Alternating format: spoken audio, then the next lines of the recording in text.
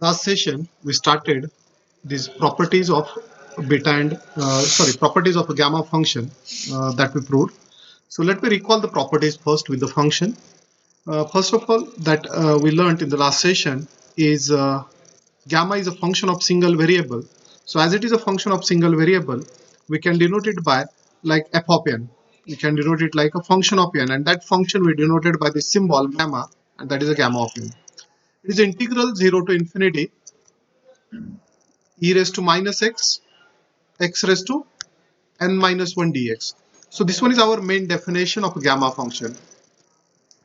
Can you tell me the first property that we proved? The first property without proof is actually gamma doesn't exist for negative integers. So what is the value of this gamma 0, gamma minus 1, gamma minus 2, and so that is not defined, correct? It's infinity. That's the first thing. What is the value of gamma 1? Gamma of pi by 2. No, I am saying asking. One. Gamma One. 1 is 1. Okay, that's the second property we proved. The third one that we seen is known as a formula to evaluate this type of integral. Like say we have integral 0 to infinity e raised to minus kx x raised to n minus 1 dx. Then what is the value of such integrals? This is Gamma n upon k raised to n. correct. Okay. Remember all these things we require when solving the example. When we solve the example, actually these values are very important that we use again and again. One more property known as a reduction formula of a gamma function. Gamma n plus 1 can be written as, yes, it is a n gamma n, or it is n factorial. Actually, it is n gamma n for any value of n, but n factorial is particularly only for integers. Okay. And the last property that we used is again important that we require is known as the second definition of a gamma function. Yes, anyone? What is that second definition? Second definition of a gamma function. So it is a gamma n is a 2 times integral 0 to infinity e raised to minus x square x raised to 2n minus 1 dx. So that about the properties which we seen in the last session. Out of that, remember the property 2, 3, 4 and 5, they are important. 2 to 5, they frequently we require in proving the properties of a beta or solving the examples on gamma. There is one more property that I said that will prove it in the next session, and that property is, yes, gamma half is root pi. So this property will prove it today. Gamma half is a root pi. So that about a gamma function. There are mainly the 6 results of a gamma function or 6 properties along with a definition that you should remember. Now we'll move to here a beta function. Okay, so for a beta function, the definition is on the screen. You'll observe the beta function is a function of 2 variables. First of all, the beta function is denoted like this, f of mn, function of x comma y, that type. But instead of using f, we use a Greek notation, Greek symbol beta, that is a beta of mn. So beta is a function of 2 variable m and n. So beta mn is the integral 0 to 1 x raised to m minus 1 into 1 minus x raised to n minus 1 dx, where m and n should be positive. So that is a condition on beta. Again, same thing happens for beta also. Like a gamma function, gamma does not exist for a negative integer. Otherwise, gamma exists everywhere. Okay, other than negative integers and 0, gamma exists everywhere. Similarly, beta also exists everywhere except negative integers and 0 there. Negative integer and 0, that is the points, because beta again depends on gamma. So whatever the domain of a gamma is there, the same domain is for the beta function also. Okay. So exactly same thing happen. Let me see the properties now, the properties of beta. So there are 4 properties that we have to prove it, that are with proof in our syllabus. So first property is a beta is a symmetric function. Beta of m comma n can be written as beta of n comma m. That is the first property. Second property is known as a trigonometric form of a beta function. You will observe this beta is given in algebraic form. Beta is given in x and 1 minus x form. So that is known as an algebraic form of a beta function. While when we get the value of a beta function in sine and cosine, it is known as a trigonometric form of a beta function. The property third is not a new thing. Actually, this property 2 is only simplified, and it is rewritten. So it is same trigonometric form of a beta function, only it is rewritten so that it can be used to evaluate the integral of this type. For example, if we want to evaluate integral 0 to pi by 2, say sine raised to 4 theta into cos square theta d theta, then instead of using this property b, we can use property c directly and we get that answer. So to evaluate, it is just converted a formula. So next is a relation between beta and gamma function. This is the relation between beta and gamma function. This is one of the most important result that we use to evaluate or to find the value of a beta function. Beta, you will observe the relation between beta and gamma. Beta mn is a gamma m into gamma n divided by gamma m plus n. So we convert beta, we always convert beta to the gamma, and we'll find out the value of that beta function. Now, which properties are used, which properties will come to proof in the exam? Property 1, 2, 3. These are for proof. These are for proof. And what about this property C? This is only to solve examples. This is actually without proof, but yes, we'll prove it because it's one line proof only. But this proof will not come in exam. So the property A, B, and D can come for a proof there in the exam. And there are two more properties other than this, which are without proof, and rarely they will require property number E and property number F, which is known as a duplication formula of a beta function, and the last one is a this is a second definition of a beta function. So they are without proof. E and F are without proof. Whenever we require these results, I will explain that while solving the example if they require. Okay. So right now we'll move to the proof. We'll move to we are going to prove here these properties one by one. So the first property is on the screen. We are going to prove beta is a symmetric function. Beta of m comma n is equal to beta of n comma m. That means if we interchange m and n, the value of a beta function remains same. So let me start with the definition only. Because yes, anyone, what is the definition? By definition, beta of mn is, we'll start with algebraic form only, 0 to 1.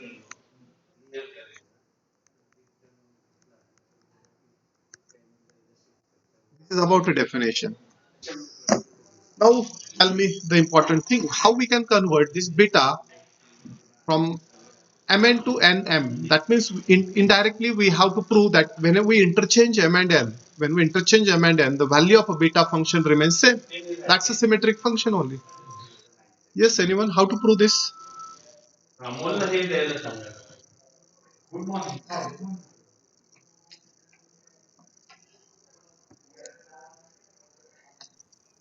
Multiplying it with the bracket. No, yeah, that multiplication is not possible because already n is unknown to us, and when you want to multiply in the bracket, it will not work because you may have to expand binomial expansion or other things. That's not possible here. Yes, anything else? I will give the hint. There should be some substitution. What should be that substitution? What should be the substitution to get beta n comma m?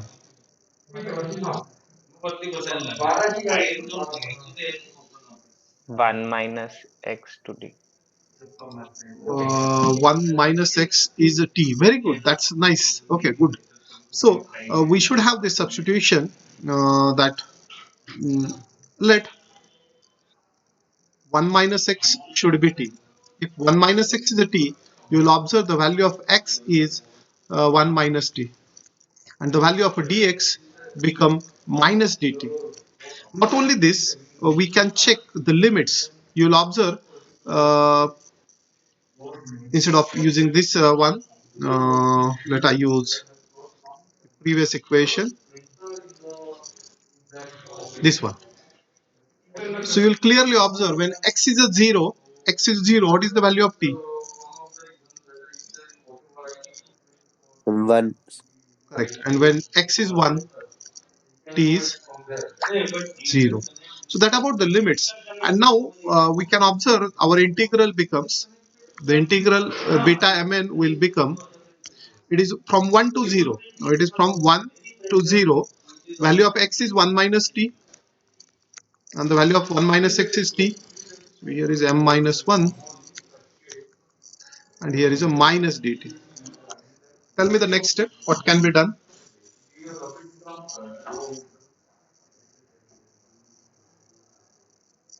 We can use this minus sign.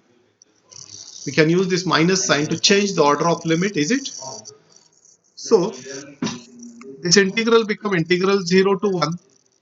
I can write this term, this multiplication. So t raised to n minus 1 first, and 1 minus t raised to m minus 1 dt. And what is this integral? Yes, anyone? By definition, and that's the proof. This is the end of the proof of the first property. All these proof can come for 2 marks in the exam. Okay, this is 2 mark. Uh, they are very small properties. Hardly you'll get in 2-3 steps the answers. So 2 mark question only. Yes, complete it, and once you finish, tell me. We'll move to the next property then.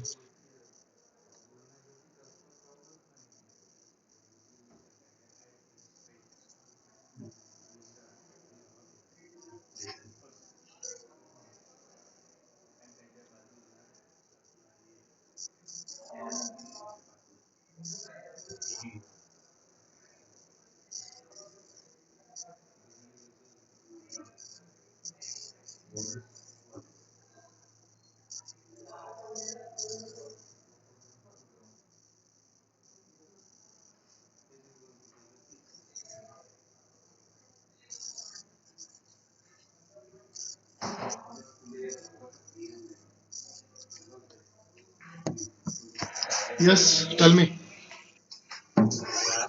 Are you completed? Yes, sir.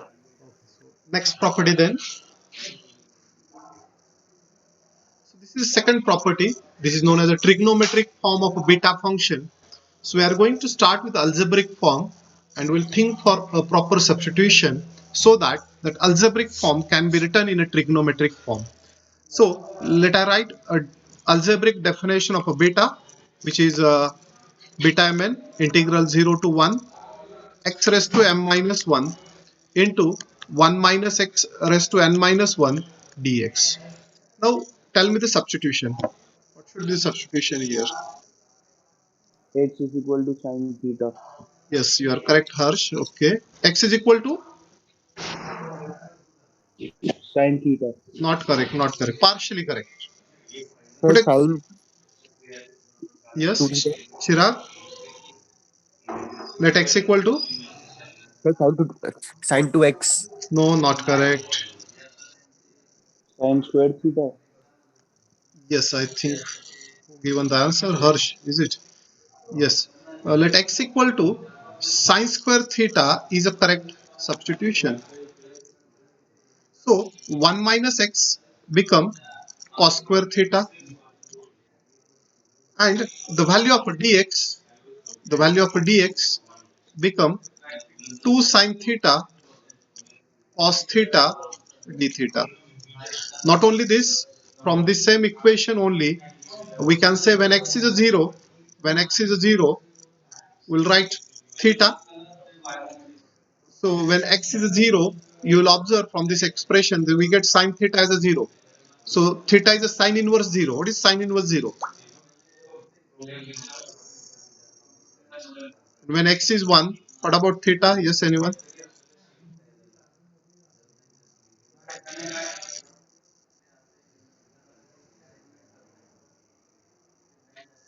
Sine inverse 1. Yes, Pi by 2. correct. Okay. Sine Yes, it is a pi by 2. So that integral beta mn will become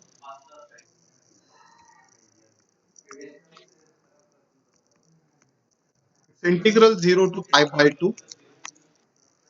Value of x is sine square theta. So sine square theta raised to m minus 1 into cos square theta raised to n minus 1, and the value of a dx is a 2 sine theta cos theta d theta. So a very simple thing that we have to do it. this 2 is a constant. 2 is a constant will come outside, and it's a 0 to pi by 2. Can you collect the power of sine together? What should be the power of sine? Yes, anyone? Sine raised to. This is a 2m minus 2 plus 1. 2m minus 1. 2 Correct. minus 1. And similarly, the power of cosine, 2n minus 1. and that's the required proof. That is the end of the proof. You got a trigonometric form of a beta function. So beta mn can be given as 2 times integral 0 to pi by 2 sine raised to 2m minus 1 theta into cos raised to 2n minus 1 theta d theta. What is the most important thing? The most important thing in this example is selection of this proper substitution, correct substitution. This is important. Okay, if you got this substitution, yes, you can prove it.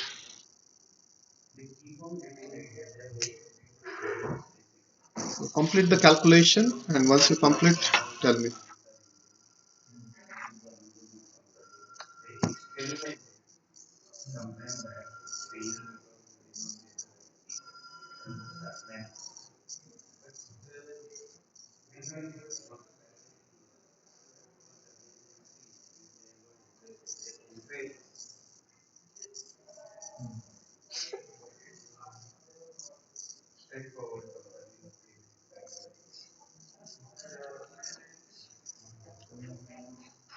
Once you complete, tell me. Move to the third property then.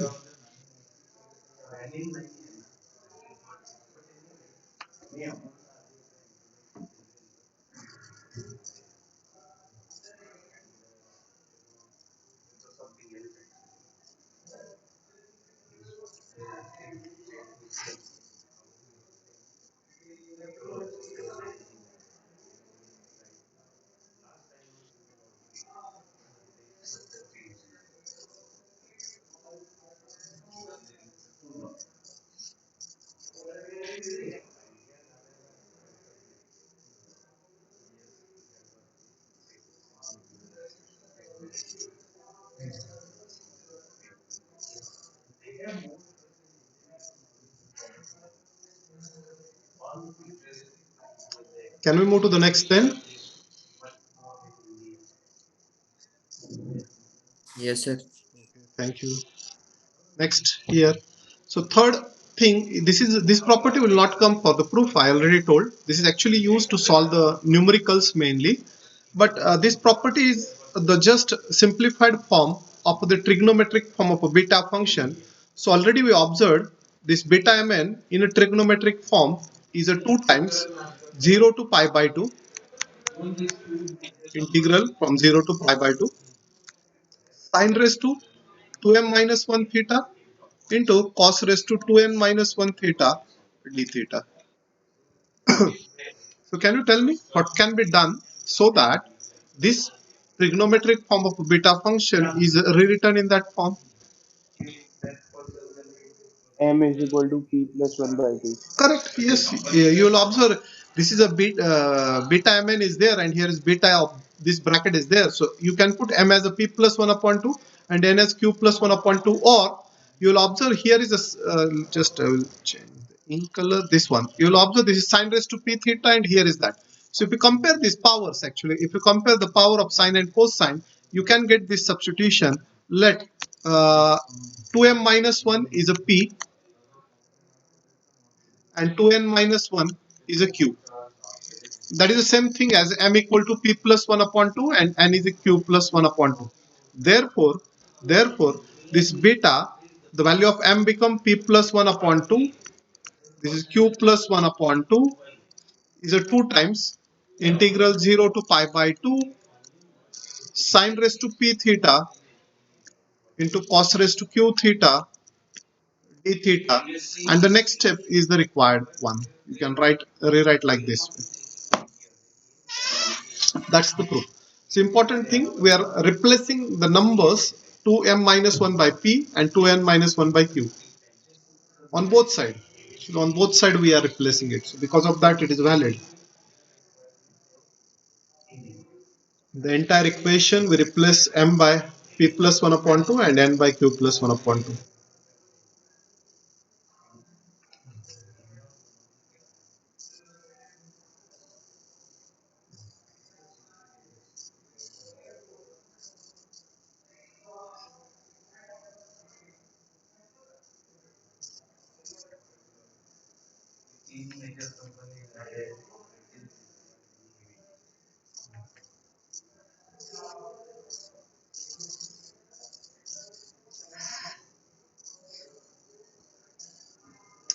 Are you completed this?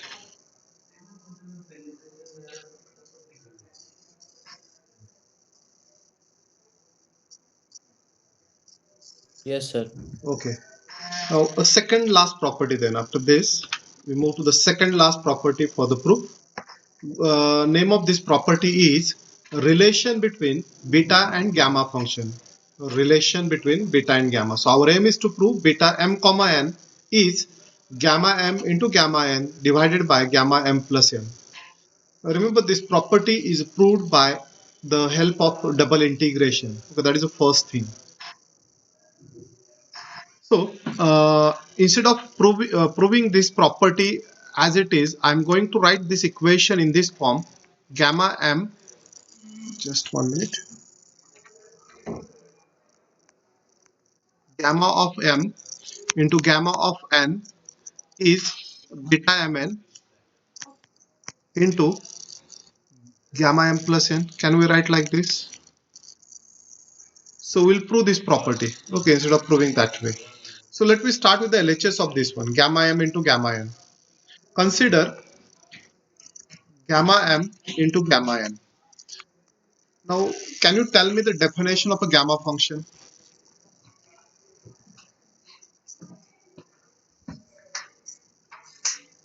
Yes. By definition of a gamma, what is a gamma m? 0 to infinity Hmm? e raised the minus x Hmm? x raised power m minus Okay, good. That's correct. And what about gamma n then?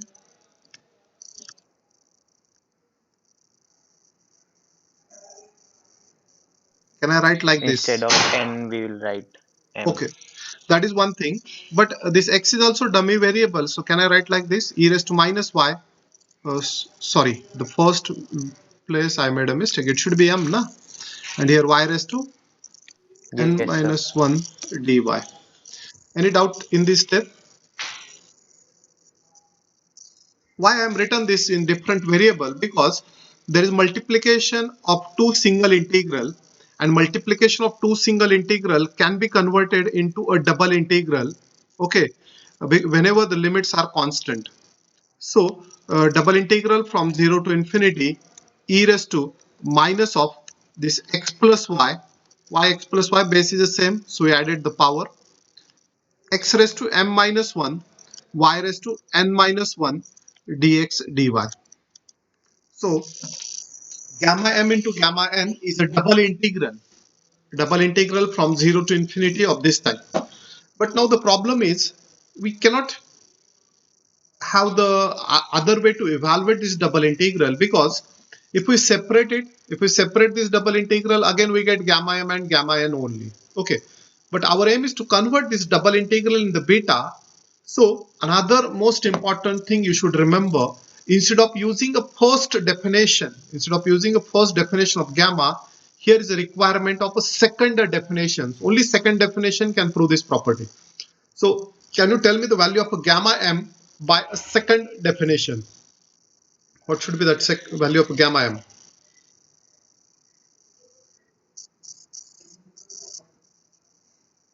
Yes. Tell me fast, what is the value of a gamma m by second definition? Is it a 2 times 0 to infinity,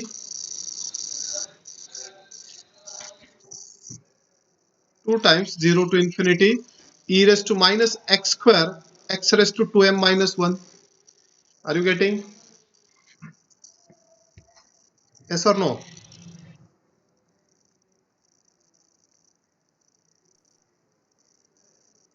And when we combine it, it becomes 4 times. So why Yes. we did this step like 2 Uh, and x? this is a second definition of gamma that we are using. The reason is we are interested to evaluate that double integral, and to evaluate the double integral there is a term x square plus y square can be created by the second definition only, and whenever the term x square plus y square appears in the integrand, we generally move from Cartesian to polar and we'll get our required proof there. Okay, so certain proofs have some tricks there that you have to remember. For example, to prove the relation between beta and gamma, remember you have to start with the second definition of gamma first, combine that single integrals. Whenever the limits are constant, yes, we can combine it only for constant limits.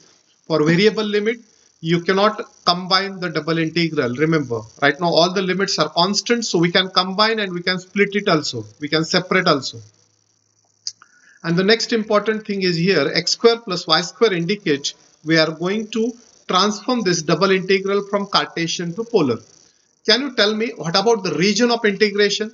Region of integration, what is the region of integration here?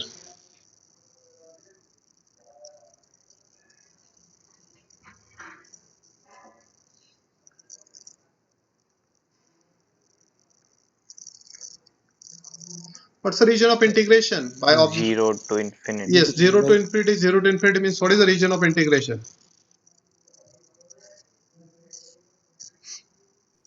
First quadrant. Yes, that's the answer I'm expecting. So this is the entire first quadrant. We learned the double integration. Huh? So entire first quadrant is a region of integration because x from 0 to infinity, y from 0 to infinity. So it is the first quadrant. And we are moving to the polar form. So strip is along the radial side here. So let me see, say this one is a strip. So can you tell me the limits of R? The lower limit of R is 0. and 0, upper, infinity. correct, and theta, 0 to pi by 2. correct. So that about the limit. And now we will write this double integral. We will write this double integral in a polar form. So 4 as it is. Outer limits are always of a theta, so they are 0 to pi by 2. Inner limits of r, they are 0 to infinity. E raised to minus r square. Value of x is, yes, R cos theta. R cos correct, theta. correct. And value of y is r sine theta.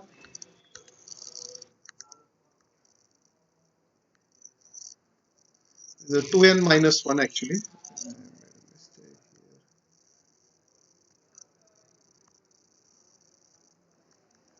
Dx dy is r dr d theta. So that about the replacement. Now just same thing we have to do it what we done at the beginning. At the beginning, these two single integrals are there. These two single integrals are there that we combine. We combine. Now what we have to do it? This is a double integral and limits are constant. These limits are constant. We are going to separate it. We are going to write the integral of r separately and theta separately, and we'll get the answer. So let me separate this. Let me separate the double integral. So I will write a first integral. So we'll use that for later on. So I'll write the integral, say 0 to pi by 2 only. Tell me what are the power of sine and cosine here? This is cos raised to, 1 and sine raised to, 2n minus 1. and can you correlate this integral with some form? The cos raised to p and sin raised to p. No, no, no, no, no. Directly a trigonometric form of a beta, na? Actually, there is a sine and cos. Sine have 2m minus 1 and cos has 2m minus 1. But remember, beta is a symmetric function. So if a power of cosine is n or m, it doesn't matter. So this is a trigonometric form of a beta function. That about the first integral. Now one more integral is there. Remaining two, I will write it here. And it is an integral of r. Now can you tell me what will be the terms of r we left? One is e raised to minus r square. And what about the power of r now? R raised to So 2m plus 2n minus 2. 2m plus 2n minus 2, but there is one more r here. Na? Plus 1. So 2m plus n minus 1. I am writing here 2 times m plus 2m plus 2n minus 1 dr. That is the end one. And last step now. Whatever the first, just a minute, whatever the first integral we have, that integral is actually beta mn, and whatever the second integral is there, it is a gamma m plus n, and that's the proof. We can observe, we started here, we started with this one, gamma m into gamma n equal to, and we reach the value is this one. So entirely we proved this property. Okay, so what are the important things to prove the relation between beta and gamma? The first and most important thing, we use a second definition of gamma. Okay, so that is the first thing. Next, as x square plus y square appeared, we transform it to the polar. We transform it in the polar, and lastly, again we separate it, and we get the required answer there. That's good. Is there any doubt?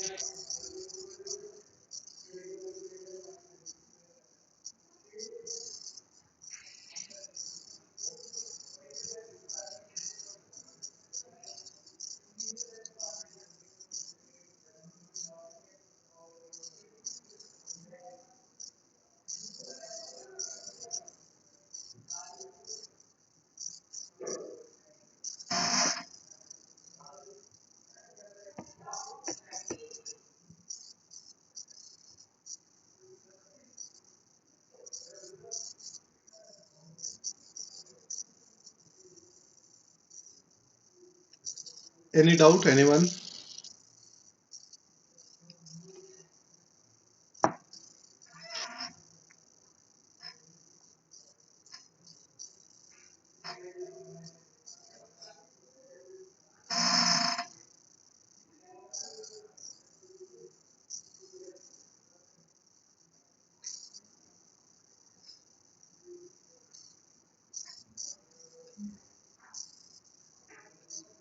There is one more property that I have to prove it. One last property then. Once you complete it, tell me. We'll move to that last property. Last property of beta here.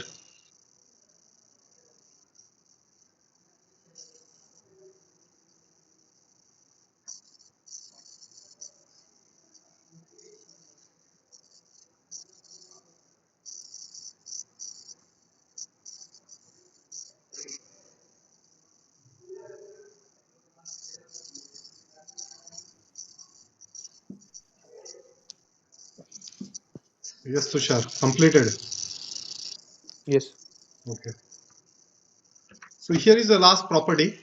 Gamma half is a root pi, that we have to prove it. Gamma half is a root pi. Now this property can be proved in two different ways. First way, yes, just we seen here that second definition of gamma function. We can use the second definition of a gamma function and we can prove it.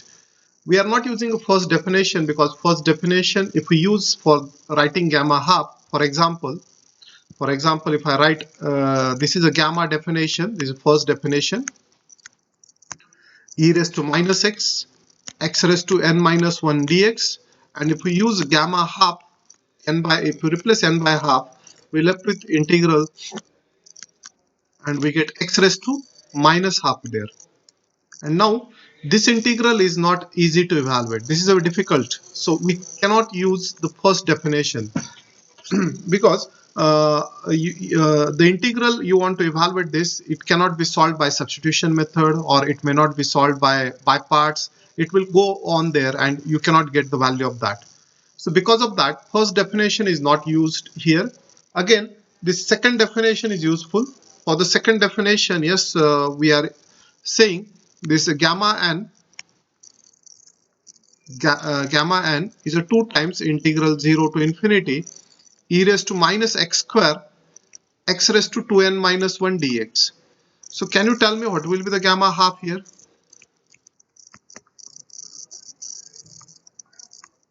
Yes, anyone?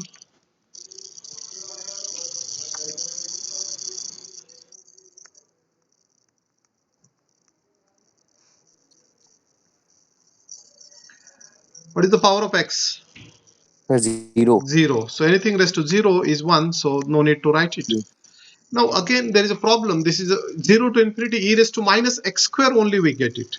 And we cannot evaluate this integral in single integral only. So we are going to write it is a gamma half bracket square. If you write a gamma half bracket square, first gamma half I written like this. Next gamma half I will write is a 2 times 0 to infinity e raised to minus y square dy.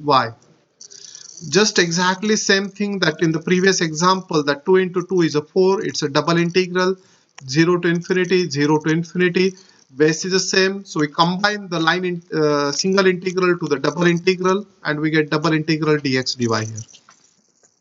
What should be the next step now? Polar. Polar, obviously the same thing that like a previous question. So this is a 4 as it is. What will be the outer limit? Is it? 0 to infinity. And inside, is it okay? Now limits are constant. Yes, we can separate this double integral and we can evaluate it separately. But you can observe the inner integral first. This inner integral first.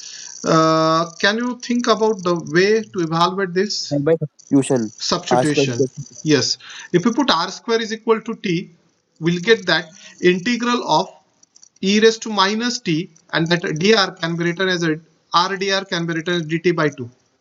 And the integral become minus e raised to minus t upon 2, and resubstitute the value of t there. So I will write it here directly, this 4 as it is. Integral is minus e raised to minus r square upon 2, and the limits 0 to infinity. And integral of d theta is obviously a theta just, and limits 0 to pi by 2. Now last step, we have to replace upper and lower limit. If you replace upper and lower limit, you will observe here what is e raised to minus infinity. It's a 0, and e raised to 0 is 1. So first bracket gives us 1 by 2 only. Next it is gives us a pi by 2 only. And you will observe we get that 4 gets cancelled and we get the answer as pi. So we indirectly we started with gamma half bracket square and we get its answer as pi. So gamma half should be root pi. Next step, gamma half is root pi there. So this proof, the proof of gamma half, goes parallel to the proof of that relation between beta and gamma. So whatever we proved for relation between beta and gamma, similar logic we used here to get that one. So this is the first way of proving this property. Gamma half is a root pi.